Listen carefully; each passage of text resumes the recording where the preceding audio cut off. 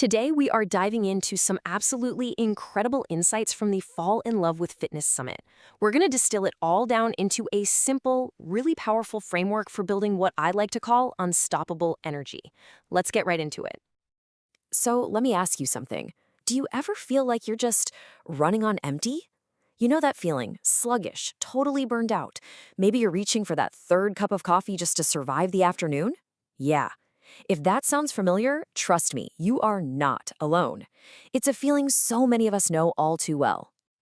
But here's the thing, and this is the good news, the problem isn't that you're lazy or that you lack willpower. Not at all. It's probably just that your foundation is a little weak. So today, we're going to build a new one, together, based on 4 really clear, actionable pillars that shift the focus from, just trying harder to building smarter. Okay, let's start with pillar number 1, master your mindset. One of the speakers, Marielle, really drove this home. She explained that pretty much everything starts with our inner dialogue. I mean, the words we choose to say to ourselves literally create the reality we experience. Okay, check this out. This is the difference between what she calls trap language and target language. Trap language is exactly what it sounds like. It traps you. Things like, I can't do this, or I suck at this. It just shuts you down. And get this, even something that sounds helpful like don't skip the gym is a trap. Why? Because your brain kind of glazes over the don't and just hears skip the gym. Crazy, right? But target language, that's the good stuff. It flips the script. Instead of I can't do this, you add one tiny word. Yet. See the difference? Suddenly it's about progress. And instead of don't skip, you say remember to go. You're giving your brain a positive target to aim for. It's such a small change, but believe me, the impact is huge. And this slide right here shows exactly why that language matters so much. It's something called the mind-body loop. It all starts with just one of those trap thoughts, right? Like, I'm way too out of shape. Instantly, that triggers an emotion, maybe insecurity or that feeling of being totally overwhelmed. And then what happens? A physical response. Your muscles clench up, your breathing gets all shallow, your heart starts racing. You've basically sabotaged your own workout before you've even put your shoes on, all because of that one little thought. I love this quote because it just perfectly captures the goal here. You know that nervous energy, those butterflies you get in your stomach? They're not the bad guy. The goal isn't to get rid of them. It's to get them all flying in formation, to channel all that anxious energy into focused, productive excitement. Now that is mindset mastery. All right, on to pillar 2, fuel your foundation. The nutritionist Kim Deere broke down the 3 big physical drivers of our energy. In other words, this is all about the actual fuel you put into your body. Kim gave this fantastic analogy that just makes it all click. She said to think of your energy like a campfire. It's not about just randomly throwing fuel on it. It's about using the right kind of fuel at the right time to keep it burning strong. So here's the deal with your fuel types. Carbohydrates, those are like the kindling. They catch fire super fast, they give you that quick burst of energy, but they burn out just as quickly. That's your classic energy spike and crash. Fats and protein, on the other hand, they're the big, slow-burning logs. They provide that steady, sustained heat that keeps the fire going strong all day long. A really good, balanced meal needs both. So it really all boils down to this, the Energy Trinity. First, you want to stabilize your blood sugar by eating those balanced meals. You need the kindling and the logs working together. Second, you have to prioritize sleep. Seriously, it is not optional. It is the time when your body is doing its most critical repair work. And third, consistent movement. I know it sounds a little backward, but using energy by moving your body actually signals your body to create more energy. Okay, pillar 3. This is a big one. Defy your boundaries. Coach Louise Lee totally reframed this concept for me. It's not about being negative. It's about using an essential tool to protect your energy and actually allow yourself to recover. So let's get this definition straight, because it's important.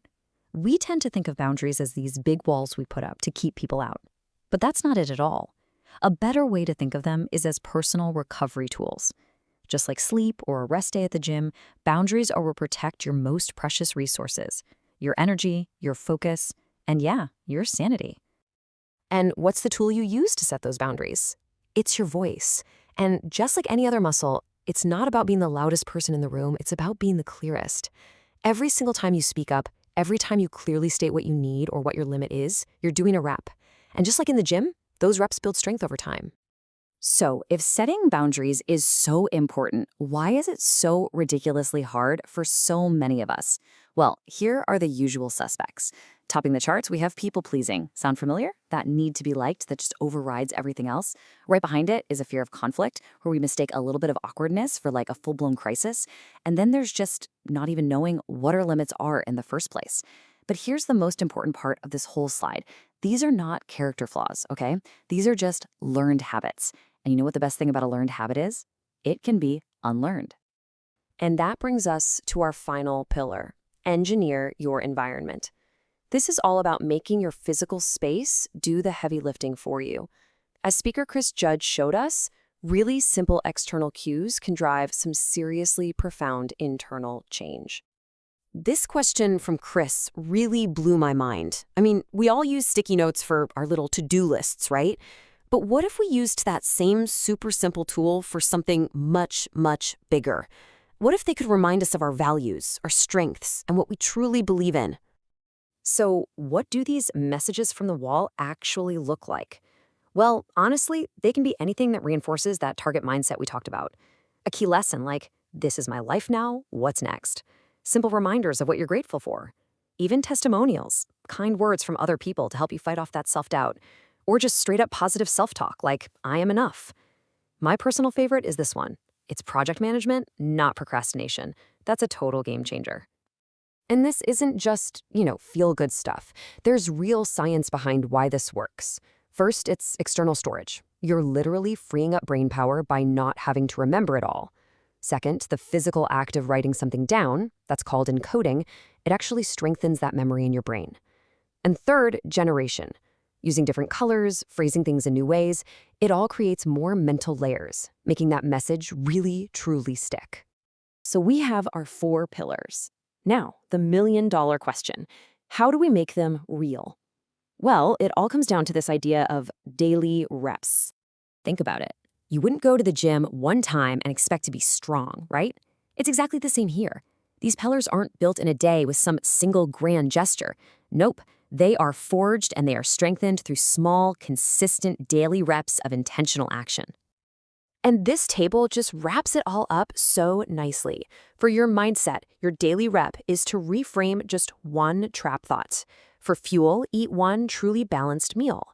For boundaries, say one small, low-risk no to something that drains you. And for your environment, write one positive message and stick it where you'll see it. That's it. Anyone can do these. It's all about starting small and just being consistent. In the end, it all comes back to the words we choose, doesn't it? Whether it's the words inside our head or the words we put up on our wall, they literally create our world. So the only words that really matter are the ones you choose to write. My question for you is, what will you write today?